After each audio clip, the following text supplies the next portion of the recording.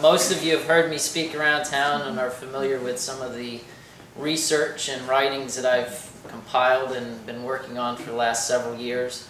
A lot of my work goes on a local webpage called pascocemeteries.org. I do a lot of cemetery research, a lot of historical research. Right now I'm working with West Elford Cemetery and with the Hudson Cemetery, and trying to get those places looking a little better and more presentable and dignified, like the final resting place that they should be. Sometimes that takes a lot of time, takes a lot of effort, but in the end it's very rewarding when the families can stand back and look at what they've accomplished. But today I want to talk about my new book. It's called Images of America Hudson. A few years back, some of you may remember, there was one that was published on Newport Richey. I believe the museum was involved with that. So when I contacted Arcadia about doing a book about Hudson, they almost, bent over backwards because they were looking for another book to be done in this area. And in fact, I believe there was one that just recently came out maybe in January for Zephyr Hills. So there are some new series coming out. Check their webpage. If you're not interested in any of the local books, check on books from where your hometown is, because they have right now over 6,500 titles in the United States. So definitely give them a check. Another project I want to mention real quick, I'm working with Starkey Ranch. They're having a Ranchers Roundup next Saturday. It's not open to the public yet. Right now it's open to ranching and pioneer ranching families in Pasco County. But they are also doing a living legacy project. They're trying to collect stories and histories on these ranching families in Pasco County. That's actually going to be debuted next Saturday, and it's going to be on a web page called Scenic, which is part of Starkey's nonprofit that they have out at their ranch. So look forward to that being launched, and it's something I've been kind of helping and assisting them with, which we hope will be a pretty good success, since a lot of the ranches in Pasco County are no more. And also, Memorial Day, May 31st, 11 a.m., we are having a Memorial Day service out at West Elfers, and we are having a flagpole dedication. Local Knights of Columbus dedicated and donated a flagpole out at the cemetery. The cemetery is county-owned, so we had to work with Pasco County in permitting and getting the flagpole installed. But after a couple years of nitpicking back and forth with the county, it's finally done, it's in, and we're going to be having our dedication service out there on May 31st at 11 a.m. So if you can come out, come on out. But I wanted to share with you today some of the images in the book. There are over 200, or about 200 images in the book, including there are some letters and documents that I included in the book, several newspaper articles which highlight and tell some of the history of Hudson. But I wanted to go over some of the photos that are in the book today. As we all know, Hudson was named for Isaac Washington Hudson's family, who settled there in 1878. Now, while Isaac Hudson wasn't the first settler in Hudson, their family is the namesake family for which the town was named for, and they are credited with a lot of the improvements. For example, platting the town site, establishing the post office. Some of Isaac's children were involved in the local churches, and not just one denomination either. They were involved in both the Methodist and Baptist churches in Hudson. In fact, during my research, I recently found a deed where Mary Hudson deeded the property for Hudson's First Methodist Church, which was on Hudson Avenue. So they were involved in more than just establishing the community. This photo is a photo that I acquired from a descendant of J.B. Hudson. We believe that this is an early photo of Isaac Washington, about age 25 or 30. And it's a little difficult to tell here, but Isaac Hudson has a distinct ridge over his nose. And then when comparing that with some of the other photographs, you can see that distinct ridge that's over his nose. Something else too, we have to understand that this is an early tintype photograph. And a lot of times those images were reversed. They were the opposite of what they really were in real life. So that image has not been reversed. That is how it appears on the tintype. And I did mess around with it a little bit and did do some reversing and stuff like that. Isaac married Amanda Cobb, and during my research I discovered that Amanda's sister married to Isaac's brother. So there was a connection between their brothers and sisters in that marriage. The Isaac family, when they settled here in Hudson, like I said, in the late 1870s, 1878, they built a coastal home. And according to some of the interviews and early writings with some of the Hudson family, they talk about settling near a big spring. They settled back off the coast a little ways, and I've got some aerials and stuff that we'll show here in a few minutes, which I'll show where some of the stuff in the photographs are. The home, they started construction on the home in 1878. It was not completed until 1880. During construction of their home, some of the writings say that they lived in 2 temporary structures that were built during the construction of this home. Those houses were eventually converted into storage houses after they completed construction of this home. And you can imagine a family of 11 or 12 living in a small storage type shed. Like I said, they did have a large family. This is another photo that came from some of J.B. Hudson's family members. This actually shows several of Isaac and Amanda's children. We have Wiley Hudson in the middle, Alfred Hudson standing over at the right side, Doxy Hudson's holding the fan, and we believe that these are either wives to these guys or daughters that we haven't yet identified. Not everybody in the photo has been identified yet, but we have been able to identify several of them. We believe this was one of the youngest Hudson family members. I believe his name was Thomas, if I'm not mistaken. But again, I've been hoping that some of the Hudson family can help us further identify these photos. This photo, we believe, was taken in the late 1880s, obviously after the family had moved here. And something else, too, while Isaac Hudson was settling over on the coast, if we look at a lot of the homestead records for his children, they were settling inland near Hicks Road. In fact, most of them settled and homesteaded 160-acre tracts out along Hicks Road. After they acquired the deeds to those, then they moved over to the coastal areas and lived near where their parents were living. But a lot of early Hudson settlement did occur inland. Now, like I said, Isaac Washington Hudson and his family were not the first to settle in Hudson.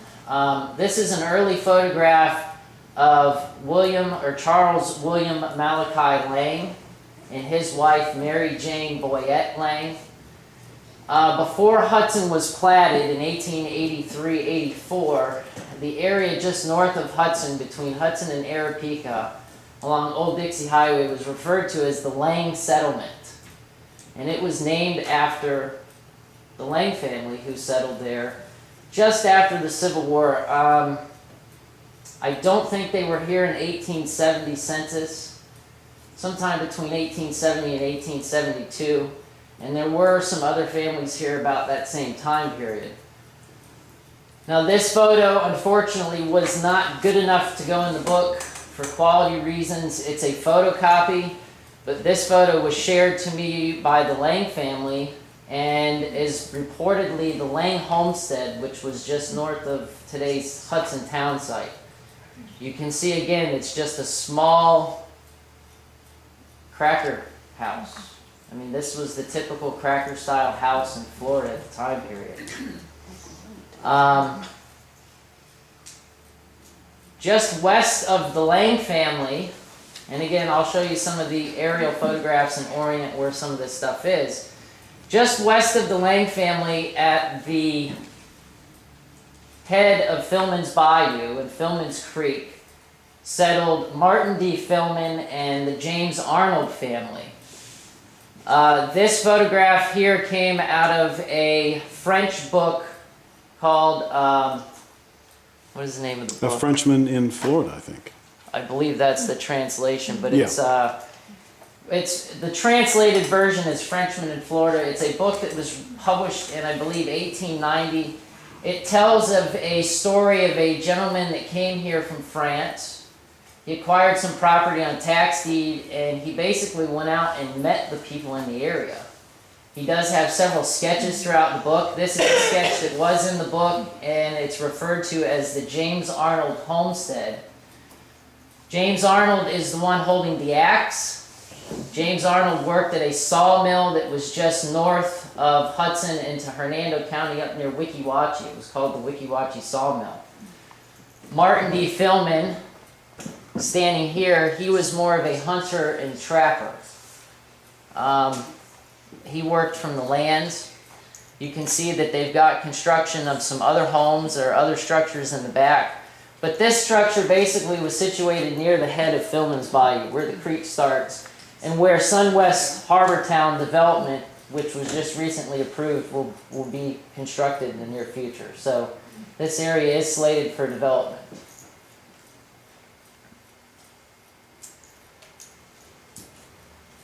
This is the head of Philman's Bayou.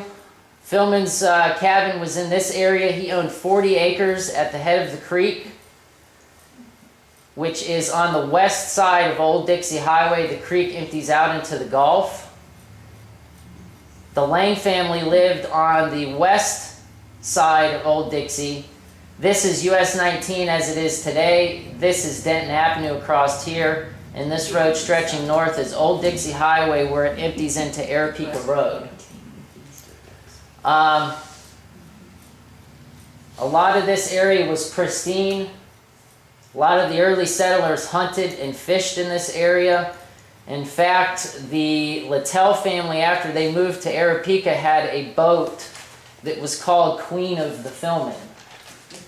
Okay, so there's some indication that they used this creek possibly to dock early on or to send fishing vessels out. But, you know, again, this is the area that was first settled along the coast even before the Hudson family arrived. Today, that area is part of the SunWest mines. You can see the mining activity that's occurred. This small lake that's right here is where the mine started. Okay, back between 1950 and 1957. This is a 1952 aerial. So you get an idea, since the 1950s, how much has gone on in the way of mining activities up there. Now, this section right here along US 19 is Grace Memorial Gardens. It was back in this area that the Frierson family lived. This is actually referred to as Frierson Scrub, right in around here. Even some of the mining activities have stretched to the east side of Old Dixie Highway.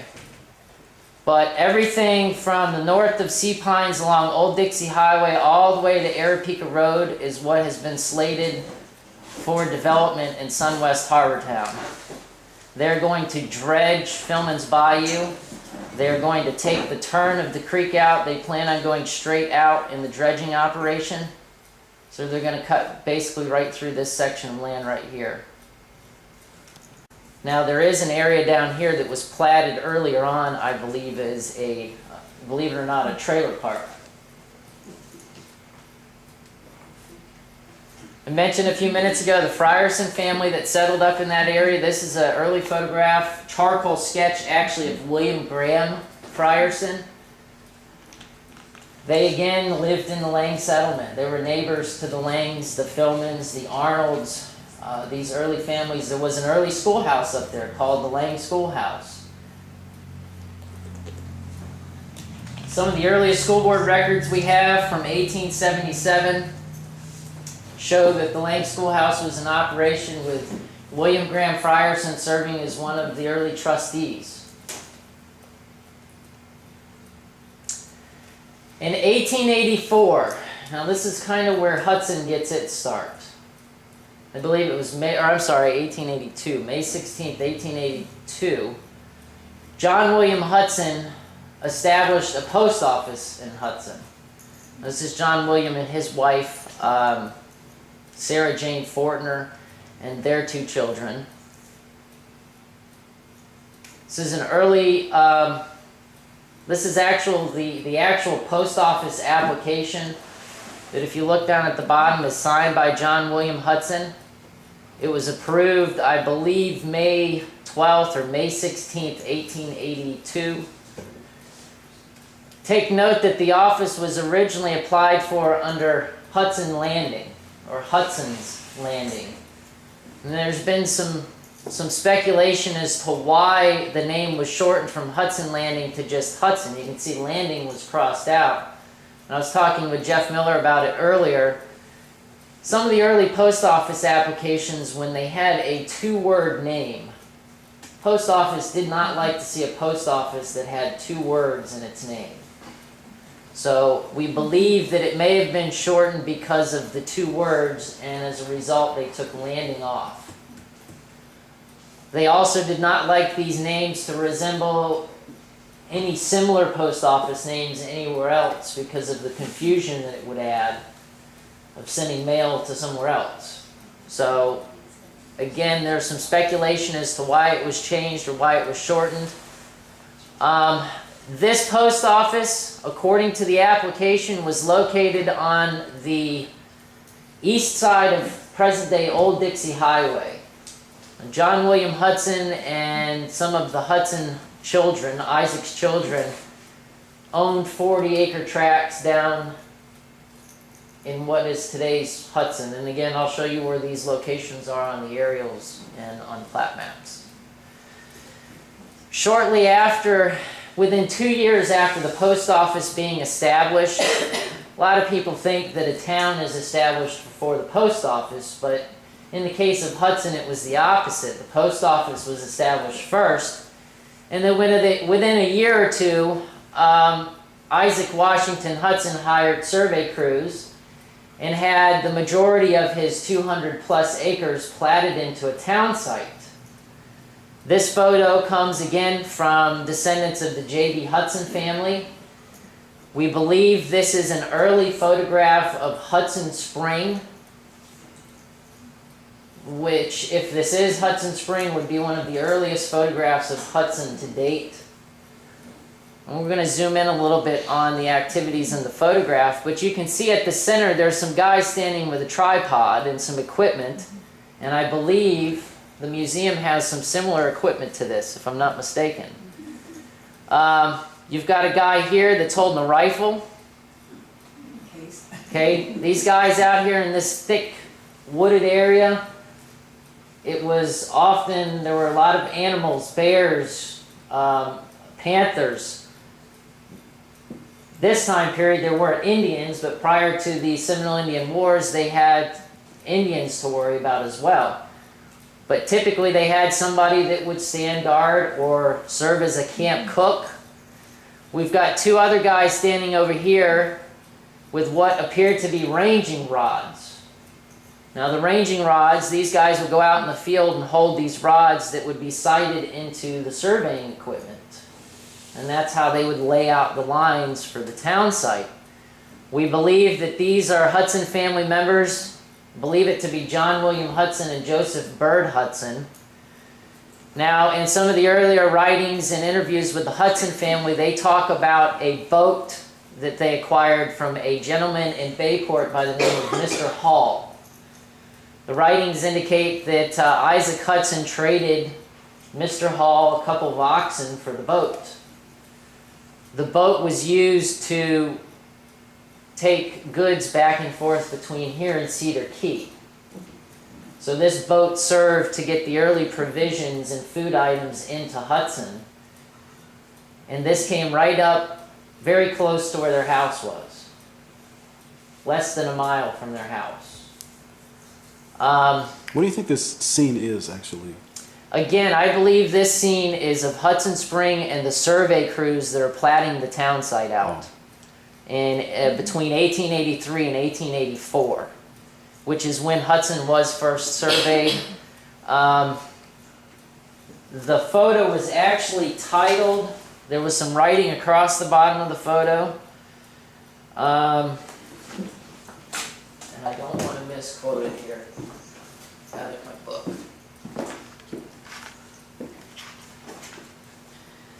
The photo is actually titled on the bottom, Spring space or dash boat fishing at home. Okay? It appears whoever's standing on the bow may be holding some type of fish. But again, fishing doesn't go with the survey crews that are in the back. And I don't believe it's photographic equipment that's on the tripod because of these guys with these ranging rods over here. And actually, if we back up, there are a total of 5 tents that are pitched on the bank of the creek.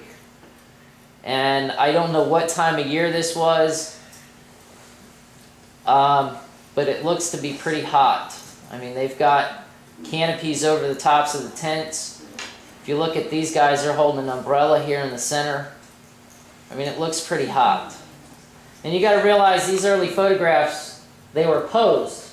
It took several minutes when the negatives or the equipment was exposed. It took several minutes for the light to burn the image onto the photographic equipment. So these photographs were often posed. And you can see that the boat is anchored into the spring. And then they've got another boat moored back here.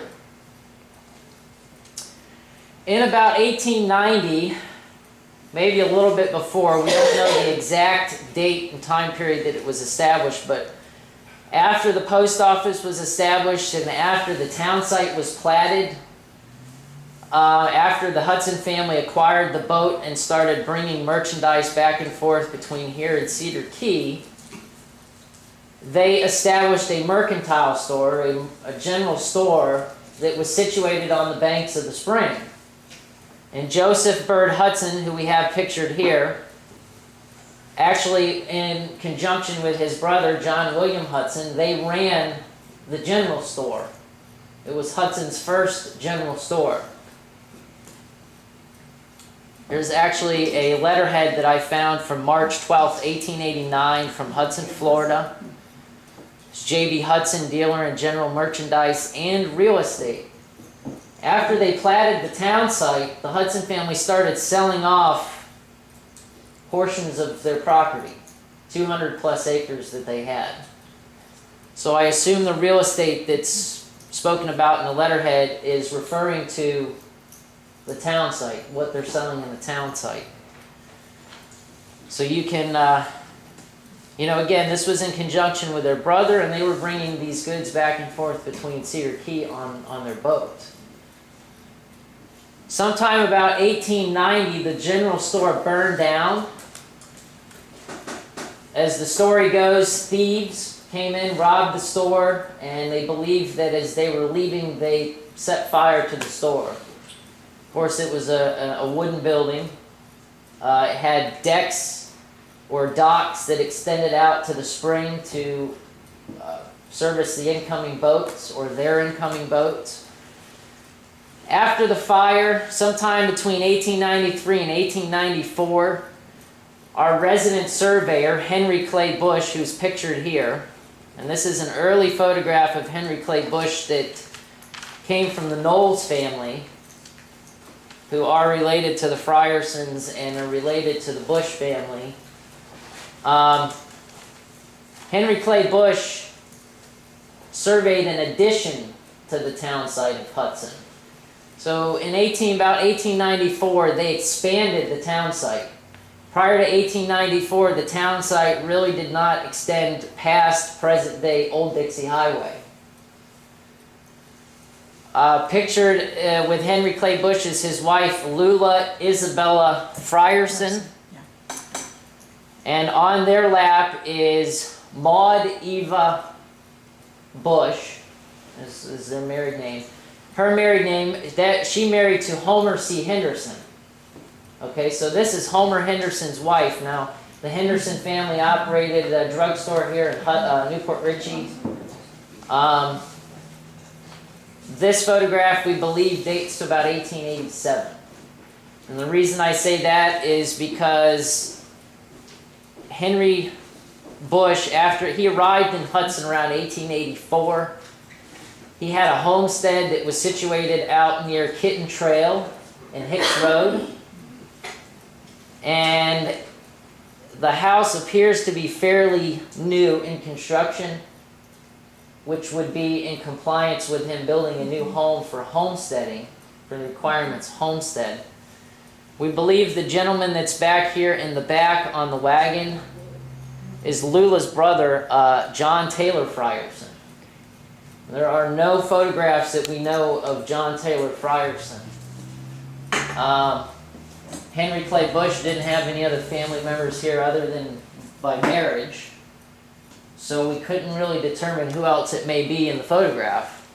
And if you take note, and of course it wasn't uncommon to see this, there's a chair in the back of the wagon. Oh, yeah. Okay? Don't know if it's a chair for somebody to ride or if they were moving furniture to the house. I must thought it was a bed. No, it's a chair. I've blown these photos up and looked at them a half a dozen different ways. Oh. Not only was Henry Clay Bush a surveyor, but he also served as the town notary public. Henry Clay Bush performed many of the early marriages in Hudson and also executed a lot of the early deeds. You can see this seal, which was his seal, was taken off of one of the land deeds, actually from the Nobles family. And the deed dated to turn of the century. So he was, in addition to his homesteaded property out near Hicks Road and Kitten Trail, Henry Clay Bush also had a town home that was situated in Hudson.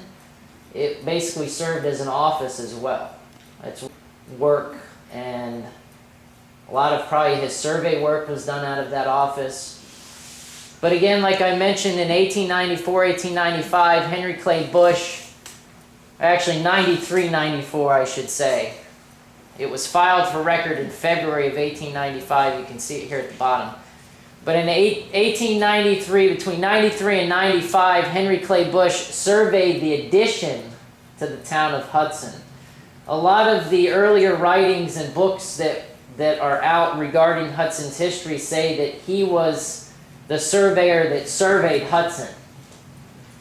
Hudson was first surveyed between 83 and 84, and Bush didn't arrive until 1884. So I don't believe he was here when the first surveys of Hudson occurred, but there is no question, because his signature is on the survey here at the bottom, that he surveyed the addition to the town. So he was very familiar with the town site. Now this section, this I believe is the basic addition to the town site. You can see that it stretches over to where the cemetery is. Okay, this is where today's Hudson Avenue and US 19 connect. And the Hudson Cemetery being right on the corner. This jog in Hudson Avenue is still there. They've basically not made it so drastic. It's kind of been stretched out a little bit. But you can still see that jog in a lot of the aerial photographs today. So the town site itself hasn't changed all too much since being surveyed. The edge of the map over here is where Old Dixie Highway runs. So this section of the plat map is from Old Dixie Highway to basically 5A Road. This 5A Road runs to the east side of the cemetery.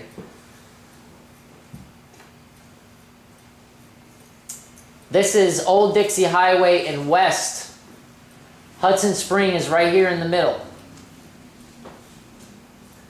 The spring runs out the creek and out to the Gulf.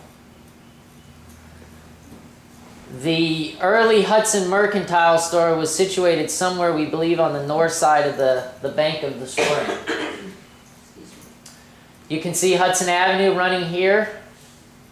Hudson Avenue is still in the same place. It basically dead ends at the creek where I was telling you, just south of the spring. Now, again, taking into consideration the time period that this map was done, it was filed for record in February 1895. You can see some of the names on some of these properties. On the property here that says M.L. Mosley, they indicated post office. This was the location of the Hudson Post Office in about 1894-95. And we believe that was in Marcus L. Mosley's home, who was the postmaster at the time. You can see some of the Thomas Brady family here. There were some Baileys that owned property in Hudson too. So it's almost as though there's a snapshot in time. Now, Isaac Hudson Sr.'s family's, the house that they built in 1880 was situated right down here. Right in this area. I don't know if it was on this corner or if this corner, but it was right in this area. I believe this is Pine Street today. And Harbor Drive would be right here. The house still stands. It's been modified a little bit, looks a little different than it does from the photograph I showed a few minutes ago. But you can see how close their house was from the spring. And it's almost as though they built a road to the spring from their house. That's what Pine Street is. And in fact, Pine Street continues past the spring, but this section today is no longer, it's been vacated, doesn't exist. So basically it runs up to the spring and then connects to Hudson Avenue.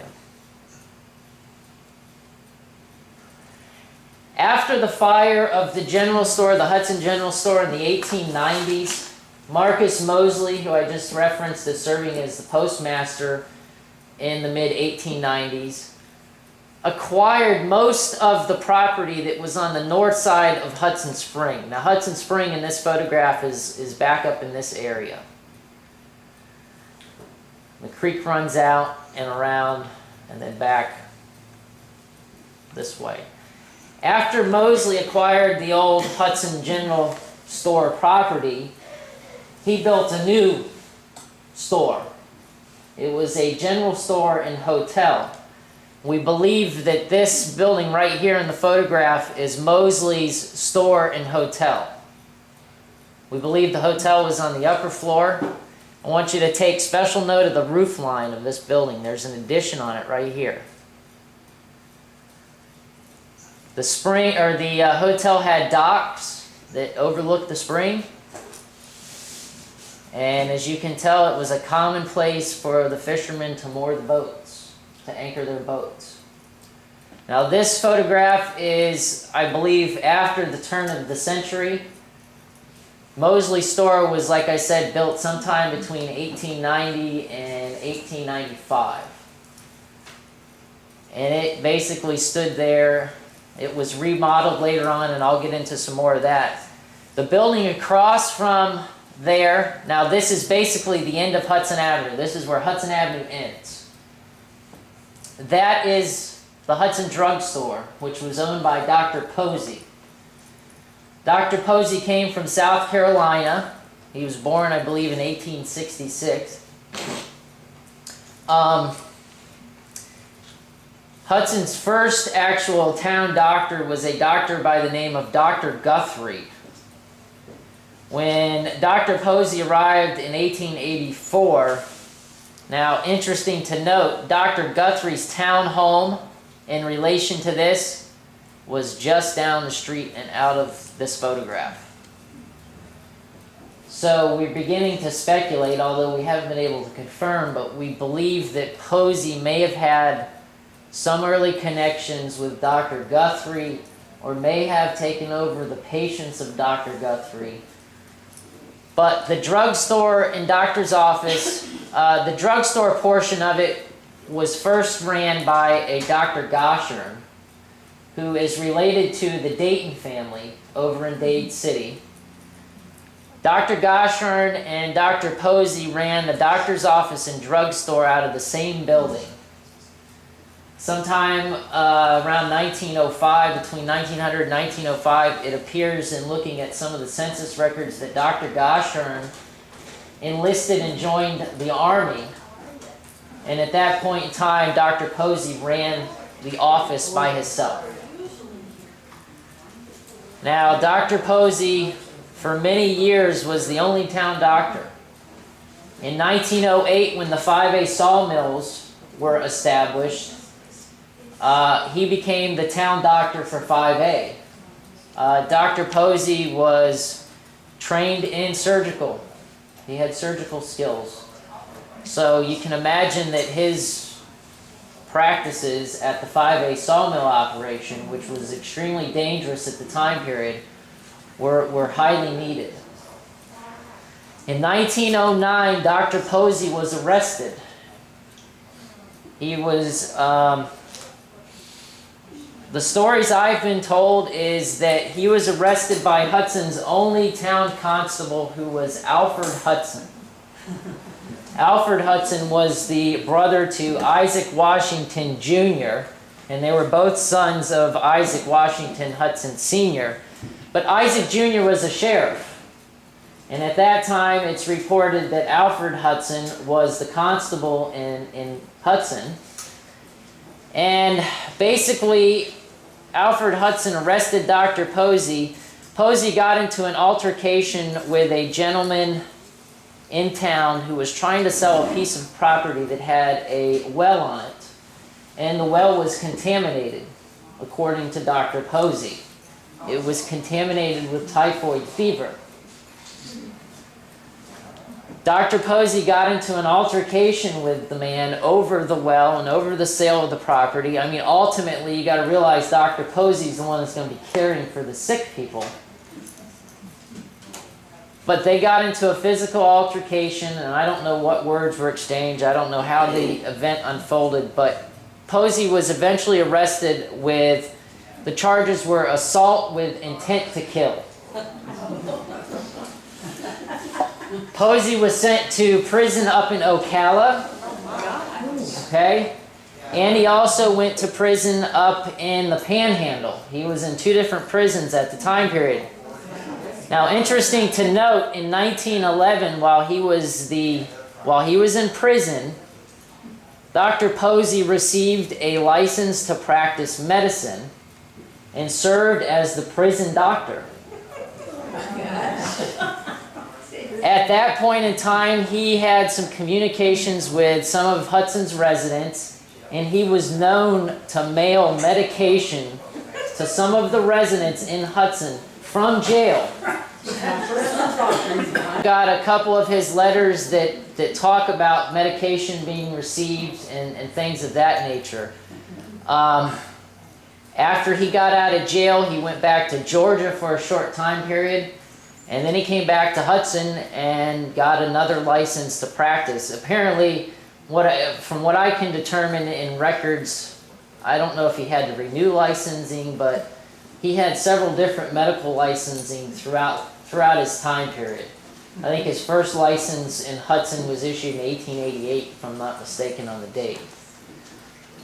So you can see it's obviously a different time period back then. Just south of Mosley's Hotel and just north of Dr. Posey's office. Posey's office would be situated just outside this photograph, and the hotel would be on the right side, was basically Hudson Spring. Out of the back of Mosley's Hotel, the residents or guests could go out, they could get a canoe, they could go fishing, they could go out the creek. And I want to note in this photograph, obscured just behind the trees, is an island. That island is called, the official name is Cotton Island, but local residents knew it as Bathhouse Island. There were bathhouses that were built on the island where people could boat out and picnic on the island for the afternoon. It's also been reported that the local spongers and fishermen on their way in would stop at the bathhouses and clean up before coming in town to see the women. Well, where would they get their fresh water from, Jim? I don't know. I don't know. I don't know. Baths and salt water? Don't know. Good question. That is a good Jump in question. the spring. They may have very, yeah, you gotta realize too that while the current coming into the creek was salt water, there is fresh water flowing out the creek from the spring. So, now I will admit that the salt content of this water today is a lot higher than it was back then. In fact, in this photograph, you can see the spring bubbling in this photograph. A water plant at that point, maybe they had cisterns there. They could have. I know a lot of the fishermen carried water with them because spending days out on the water, they had to have food and water. So may have been something left over from I don't know. They may have had a cistern out there. Very well may have. They built bathhouses. It wouldn't surprise me that they put a cistern out there. But I know that the people that picnicked and went out there, guests from the hotel and stuff like that, they bathed. It was like a beach, I guess, an early beach. And I want to make another point here real quick. This is not a dock. When I first saw this photograph, and there are a couple different... They're hanging their nets there. Yes, this is the early net spreads. These are believed to be some of the original or earlier net spreads that the local fishermen used. And if you look real close, and it's kind of hard to tell in this photograph, there are nets hanging on those spreads. And if you look just above the net spread, there are some boys back here cane pole fishing. Okay? While the adults are in the creek on the canoe. And another note of interest is there's another boat that appears to be sunk just beyond there. And one more thing. The boards in the tree where they jumped out and swam. This was a local swimming point too, not just out at the bathhouses. So they did swim in the spring as well. It was pretty deep there then. Oh yeah. Deep enough to swim. Now this photograph from the spring, this is an actual early photograph of Salem Hatcher. This is an actual houseboat is what this is, or what I've been told it is. It's not a fishing vessel, it was a houseboat.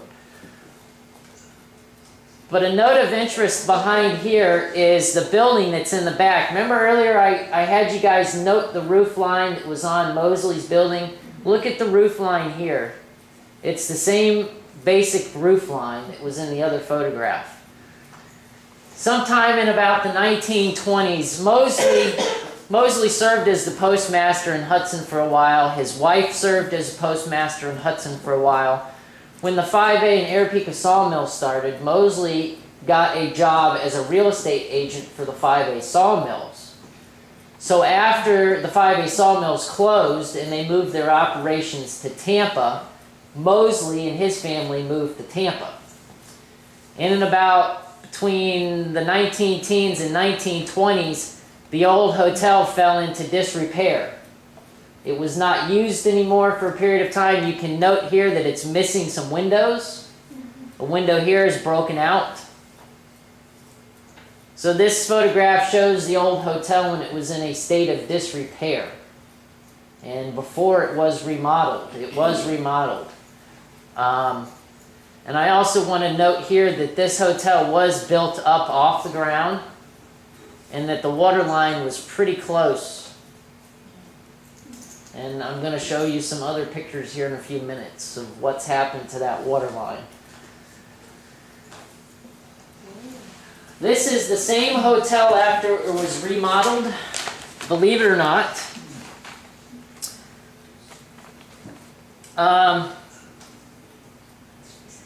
Mosley sold the hotel, or the old hotel, and most of the outlying property. He owned a majority of the outlying property that was around the north side of the spring. Sometime in the early to mid 1920s, Mosley sold the property to a Canadian doctor by the name of Dr. C.J. Edgar. Dr. Edgar is the one who renovated the hotel. There are several newspaper articles about the renovation, about the grand opening that occurred. Notice that they put in a seawall. Okay? I believe that this section of the hotel was the original section, and what was happened is they added on to the original section of the hotel. This may in fact be the same houseboat that's in the previous photograph.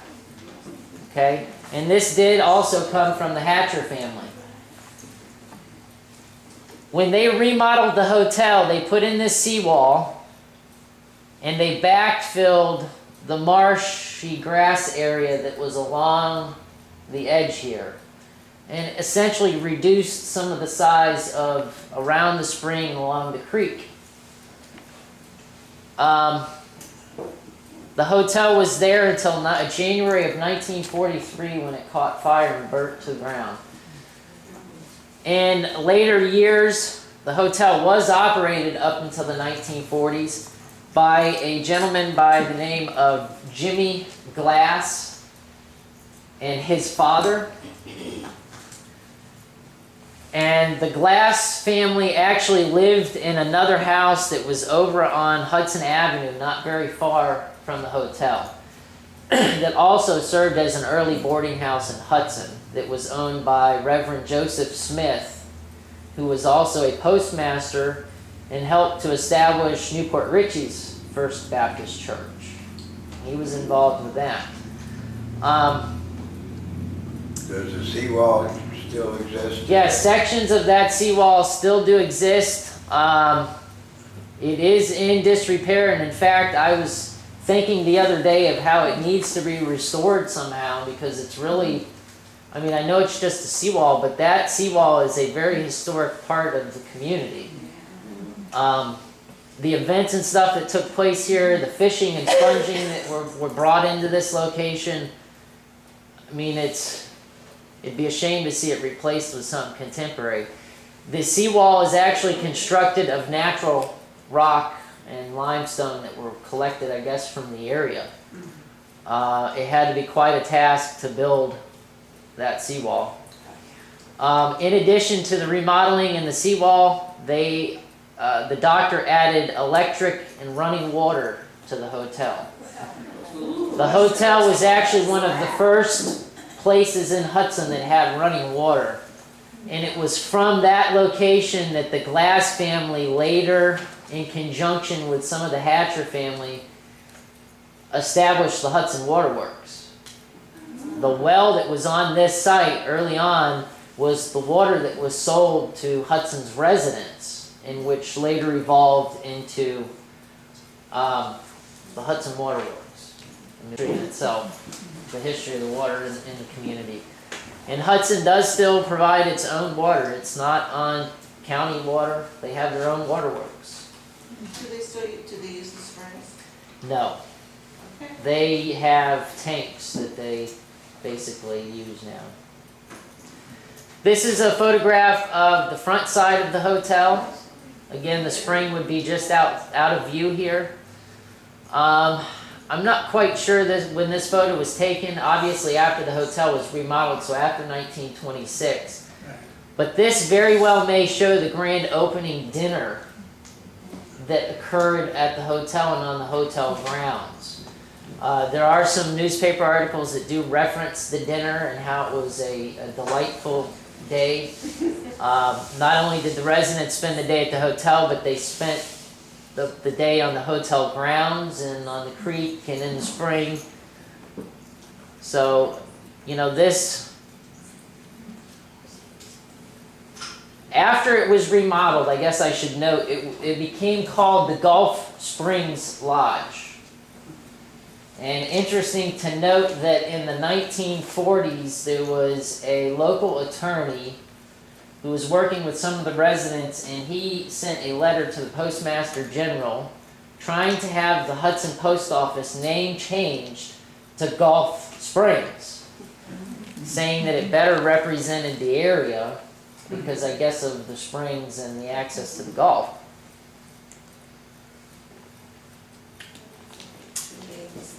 Just west of the hotel. Now this is on the opposite side of the spring from where the other fish nets we just saw were located. You can still see Cotton Island in the distance. The local fishermen built another set of net spreads, and there was another set that were just back down the creek a little bit here. They would bring their nets in on the skiffs here. You can see the walking platforms that were built around the edge of these.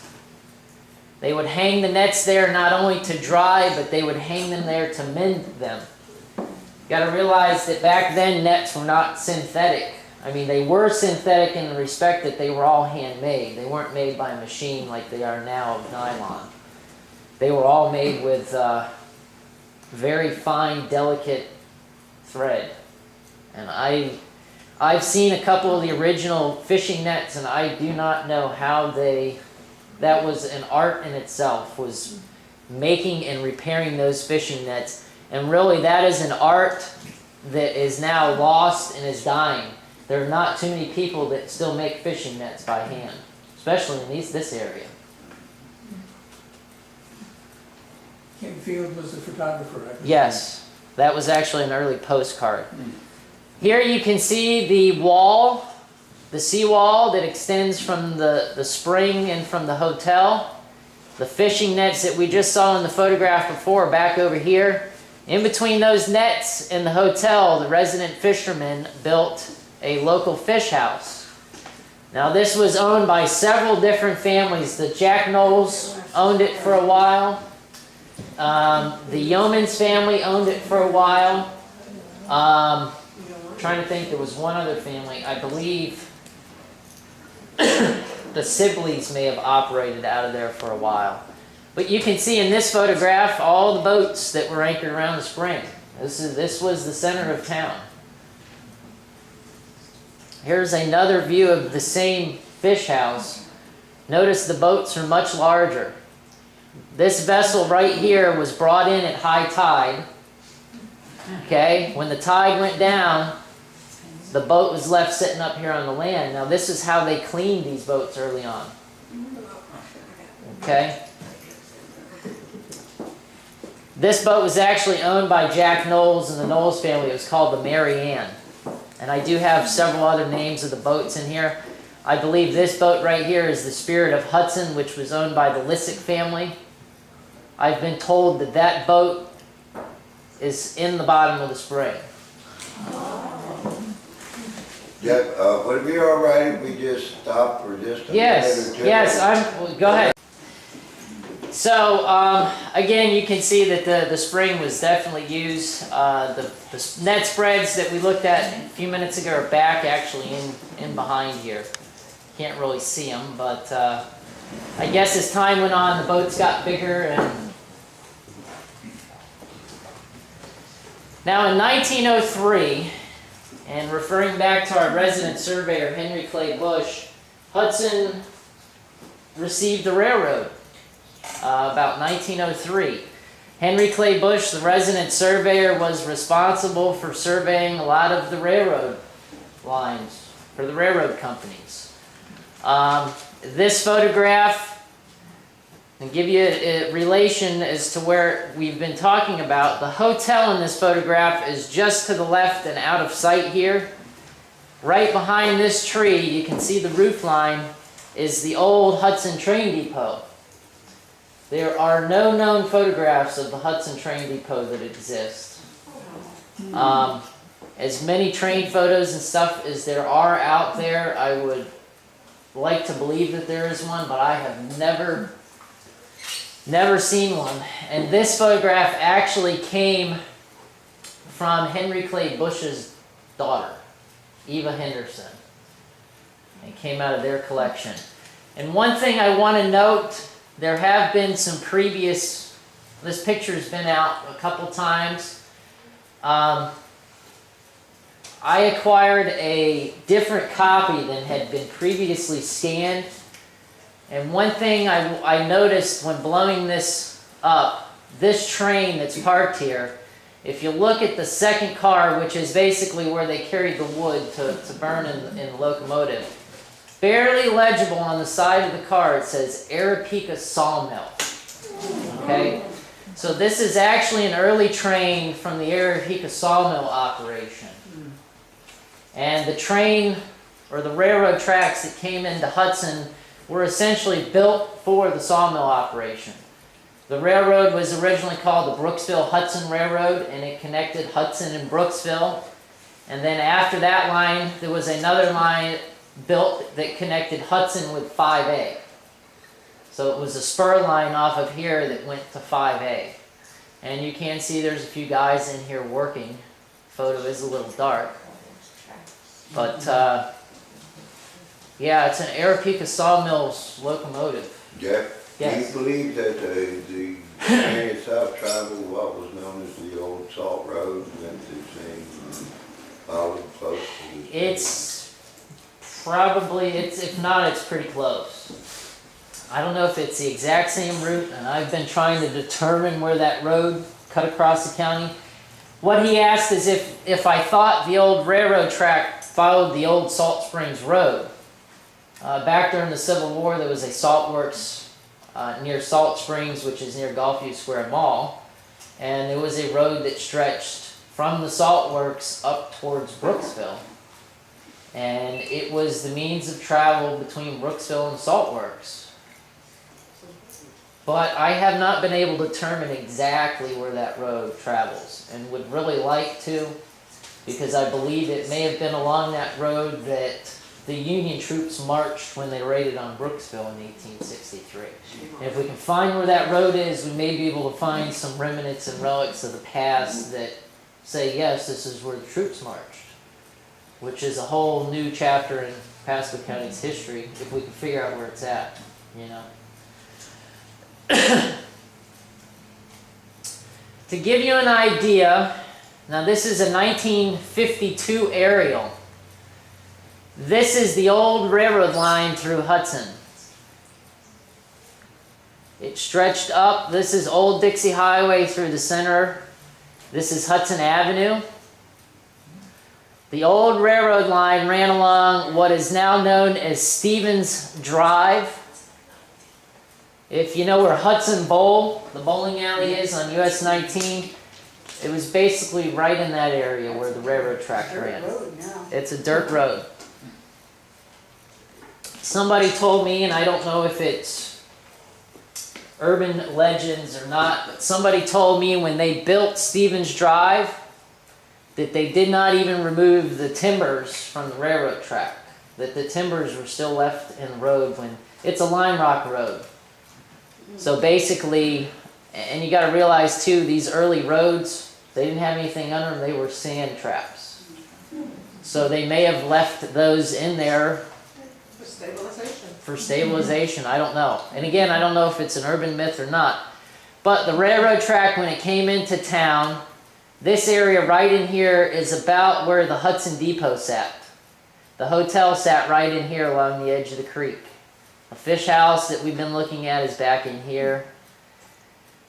The railroad extended out. As it stretched through town, there were 3 locations that the railroad or the train would stop while it was in town. The first was the depot.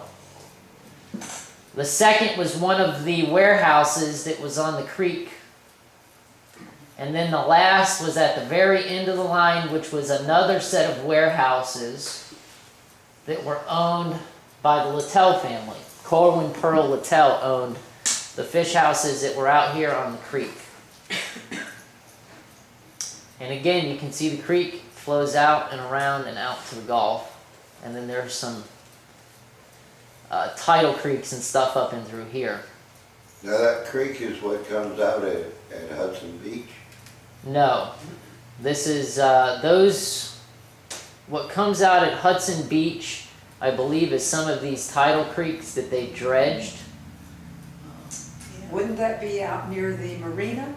Well, Closer to the marina? I'm going to tell you, and we're going to look at a modern day aerial.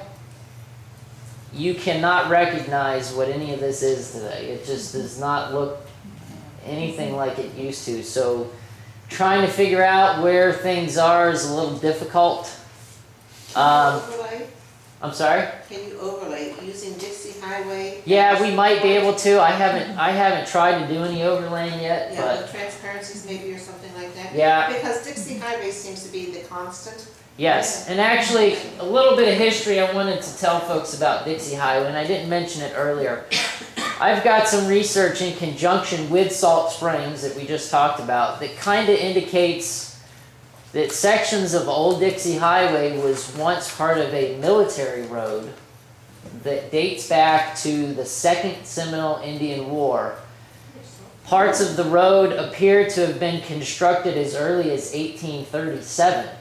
By a Colonel William Davenport and a detachment of troops that he marched down along the coast.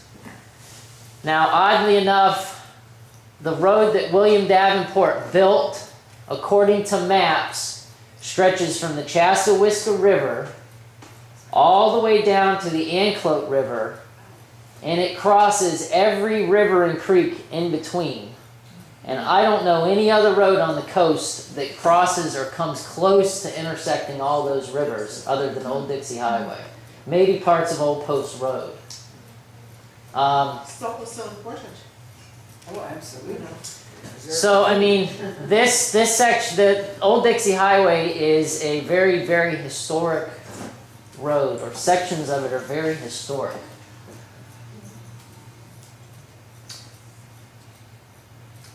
The warehouse at the end of the railroad line, this is the warehouse that was owned by Corwin Pearl Littell, or C.P. Littell.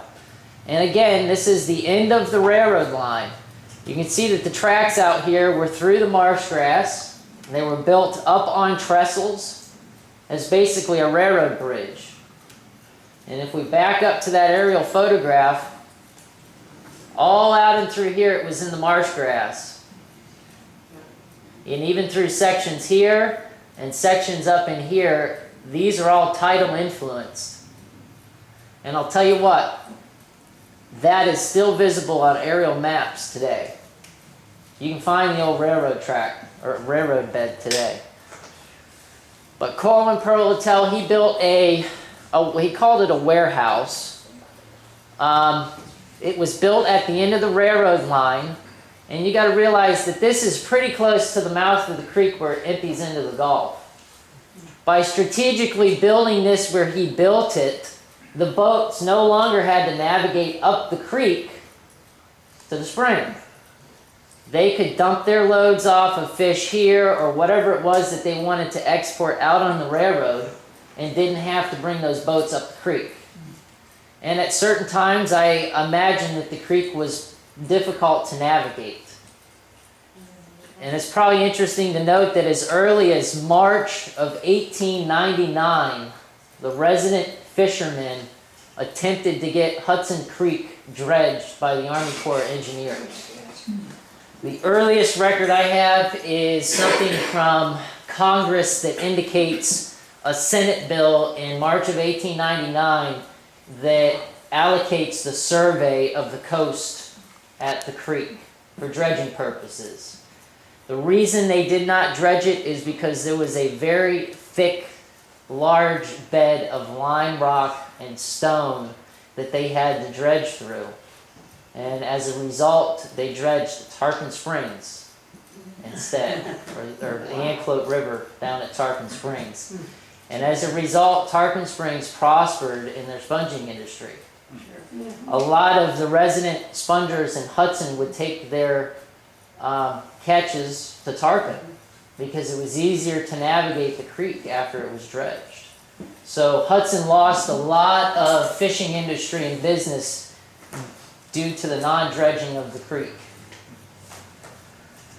Here is another view from the creek of the warehouses. Eventually there were two other warehouses built on either side. The middle one is the original warehouse that C.P. Littell built. There were no turnarounds at the end. That's why in this photo you see that the train backed in to the warehouse. So when it came into town, it had to back into town. How far away did it have to back? Was there some kind of turnaround or something? Well, eventually, and I'm referring back to this, eventually when they built the spur line that went down to 5A, the trains could back up on that spur line or could at least navigate a little bit. There may have been a turnaround in the spur when that was added. But prior to the spur being added, unless there was a turnaround up near Loyce, I just wonder if they didn't back in from Brooksville. I think that's what they did too. It was a long backwards ride, but probably a slow one too. And Still faster than buckboard. not only did that train move goods and services and fish and turpentine and things like that, it moved the early mill workers to the sawmill from Brooksville. A lot of the early sawmill workers for 5A lived in Brooksville while the mill was being developed early on. Interesting to note, they are loading stuff onto the train right here. There is a barrel that's on a dolly, and I have identified C.P. Littell and his son standing right here on the dock, the owner of the fish house. Is that whiskey? Huh? Was that barrel full of whiskey? It could have been salted fish, it could have been turpentine, could have been whiskey, you never know back then. C.P. Littell also owned a general store in Hudson that was built sometime after the turn of the century, and it was situated a little bit west of Mosley's Hotel and Gulf Springs Lodge, as it would become known. This photograph here, notice the sign that's right here, the little sign, not the Puritan shoe sign, but this sign. If we scan this photo to a high resolution and zoom in on that sign, it says Fishing, Hudson, Florida on the sign. C.P. Littell's store, which we believe is in this photograph, again, because this is not a two-story building like Mosley's building, his store was actually called Littell and Sons. That's what I've been able to determine. Not only did he operate the general store, but they did sell fish. He operated a fish company, and we believe that's what the warehouse was used for out on the creek. You can see that they Little fish. tarpon. Those are tarpon is what they are. Commercials have. Corwin Pearl Littell is standing right here next to the fish here. This is Corwin's father-in-law, William Hankinson Nelson. William Nelson is the one that operated the general store for C.P. Littell. In the 1920s, Corwin Littell ran for House of Representatives, I believe it was, and was elected. And during that time, he had his father-in-law operate the general store. This general store relied a lot on the sawmill at 5A, and when the sawmill at 5A went belly up, so did this store. They had a lot of things that were sold on credit, and when the people left 5A, they did not pay their credit. And as a result, the store went bankrupt and went out. Yes? Was the tarpon of any commercial value then? This early on, I don't know, maybe in more recent years, I do have some figures and some correspondence that talk about some of the fish, mullet, mackerel, things of that nature that they would catch for sales. Tarpon was more of a sport They thing. smoked it too. Yeah, they did eat it. It was tough. I think these fish here weren't for sale. They were not just for sport, but for food. Now, interesting to note, this guy here is holding the gaff. You can see the several gaff holes in these fish, where they were gaffed up onto the boat. I noticed there are no limits. Women didn't go out tarpon fishing. So, and these obviously are these guys' children. We haven't been able to identify all of them, but I think Bartow Littell is the one with the hat overturned. Another local store that we had in town was owned by Homer C. Henderson. who again was the husband of Eva Bush, daughter to Henry Clay Bush. The Friersons, again, the Frierson family are the ones that are in this wagon. This store was located just east of the hotel. It was back in off of the water a little bit from the spring. And I've got another aerial. I'll show you where this store was located. Where's No- the horse's head? It is actually right here. Oh. It's got his head down. They got blinders on the horses. Oh, okay. Oh, yeah, there it is. I have to ask you a question. Isn't Eva Henderson the mother of Roscoe? Yes, yes. I knew all this. Thank you for coming. Melvin? We're almost done, I promise. I'm long-winded. Notice some of the announcements and stuff that are hanging. And you can see the name of the store, H.C. Henderson.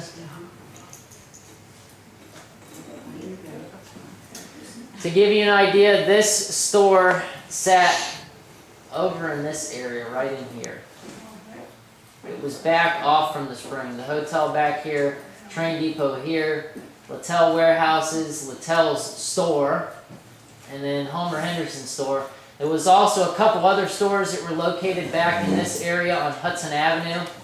Vivian J. Lewis, or Vivian I. Lewis, was an early store owner. He had a store that was down here along Hudson Avenue. This is a 1957 aerial of when the dredging around Hudson began and the backfilling around Hudson began. You can see all the backfill that's been done in and around here. And I'm going to back up and show you the previous photo again. Take note of this area up here, and then in and along these areas. Boy, it's changed. This is the end of the railroad track where there was really nothing. This has been all dredged out. There was a small tidal creek here, and it's all been dredged out, backfilled along both sides. This section, they blocked this creek off when they started dredging, but eventually cleared this back out and cut some drainage canals in there, just to give you an idea where we're at today. Big difference. Yes, Stevens Drive, again, this is where the railroad track ran into town. And this was back out here where the Corwin Pearl Littell warehouse was. This was the end of the railroad track. Hudson Spring is right up in here. The creek, you can see, has obviously been narrowed greatly through the backfilling. An interesting note is Hudson Spring is the location of where Bear Creek empties into the Gulf of Mexico. Back in the 1950s and 60s, my grandfather, who was working on a lot of the roads in this area, did dye testing on a lot of these sinkholes as part of road construction. They did dye testing on Bear Creek and on the sinkhole that is at Bear Creek. And between Bear Creek and Hudson Spring, every hole or sinkhole that's in between, that's in Beacon Woods, every hole that's in between there had dye that came up in it. So there's It's an underground. extravagant cave system underground that connects all of these holes. Now, the area development, and we've talked about how Hudson Spring used to flow at one point in time. A lot of these underground caverns and caves between here and Bear Creek, because of development, have been filled in. And as a result, Hudson Spring essentially no longer flows. It has no flow left to it. Occasionally they claim if we get some strong storms and Bear Creek has a lot of water running through it, that occasionally it will wash stuff out of it, but the flow has been reduced so much that it's saltwater now. There's really no more fresh water in it. It's almost like there may be some salt water down in the bottom of the spring that just barely flows out, but the majority of it's salt water that flows back in to these canals on high tide. And I will tell you that prior to the development of Hudson Avenue and the paving of Hudson Avenue, there were tidal creeks on both sides of Hudson Avenue that when the water came up, those creeks would get water in them. Those creeks are no longer today. You used to see blue crabs and stuff back up in them. There are people that report catching blue crabs as far back as up here behind the shopping plaza. Now, I don't know if this far back used to be tidal influence, but if you go look at that area, there's nothing but white beachy sand there. And they used to catch crabs there, some of the kids.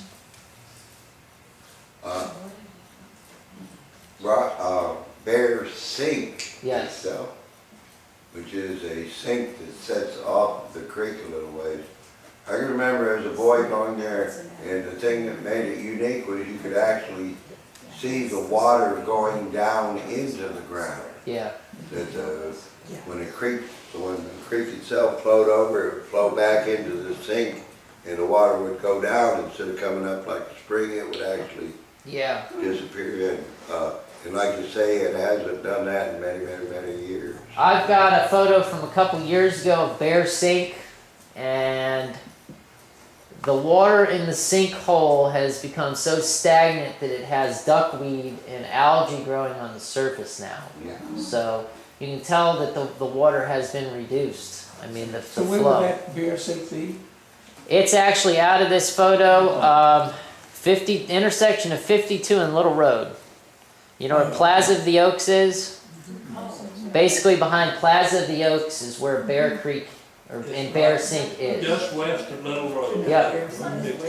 Yep. In the 1960s, we had so much rain that it flooded. 19 went underwater. Yep. 52 went underwater. I remember back in the 80s that we had a couple weeks worth of rain and Bear Creek flooded, and there were sections of the swamp over there on Little Road that had knee-deep water in it. You know, and that's something else I don't quite understand about the coastal development up at Sunwest Harbor Town, is we're all going to be paying higher insurance rates on our homes when these homes up there get destroyed. I want to set you straight on some of that stuff. Go ahead. I sold all that property about 1958. It was supposed to be Emerald Beach. And Right. It took everything, there was 2,000 acres Right. that was spread from Arapika all the way down to Hudson.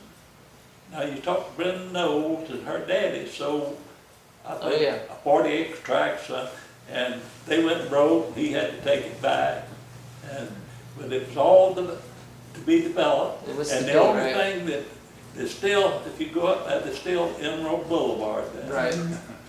And there's Grace Memorial Gardens. Yep. That was part of the thing, and that's all there is.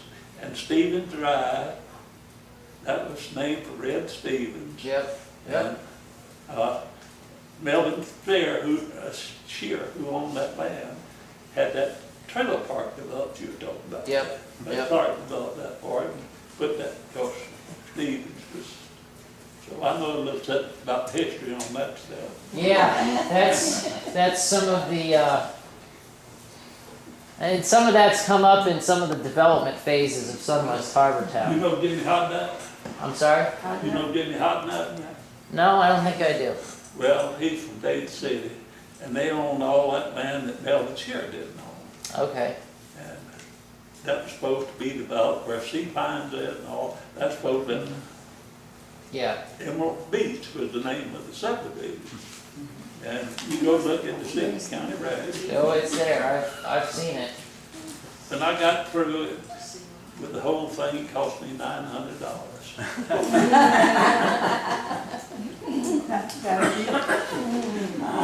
This is a photo of Hudson Springs at Centennial Time, which was in 1978. You can see that a lot of the property around it has become privatized. This is part of the Hudson Springs trailer park or mobile home park. Yeah, it's not too bad. The mobile homes have, they've added some, they put some newer mobile homes in there now that are up on stilts if you go down in the area. There used to be a lot of the mobile homes that look like these back in there, but they've improved or tried to improve. This is actually a walkway and a bridge out over the spring that the residents would utilize. And you can see the life preserver on the tree says Hudson Springs.